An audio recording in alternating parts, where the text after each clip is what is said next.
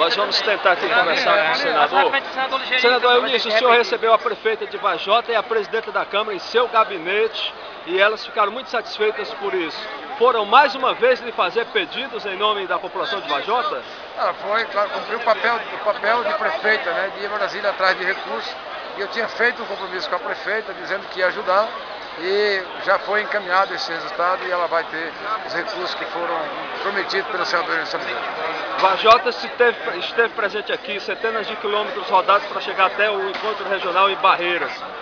Assim fez outros municípios, né, senador? Olha, eu estou muito feliz, porque as pessoas estão vindo espontaneamente de lugar. Tem gente aqui do Crato, que veio aqui, agora estava aqui o vereador do Crato, que vieram aqui hoje para nos prestigiar. Estão aqui, o nosso cancioneiro maior, Luizinho de Irauçuba, que está aqui também nos prestigiando nesse encontro. Então, esse encontro do PMDB só tende a crescer e nós vamos fazer ainda mais 8 encontros até próximas eleições, quando a Justiça Eleitoral nos permitir.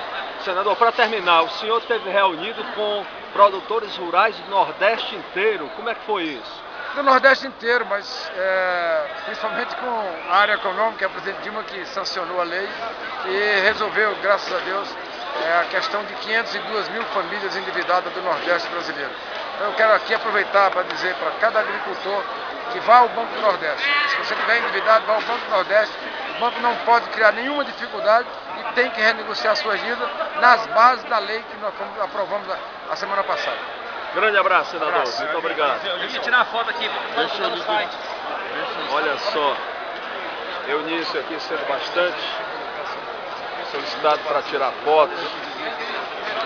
Meu irmão, camarada. Vamos falar aqui na sua, você falou.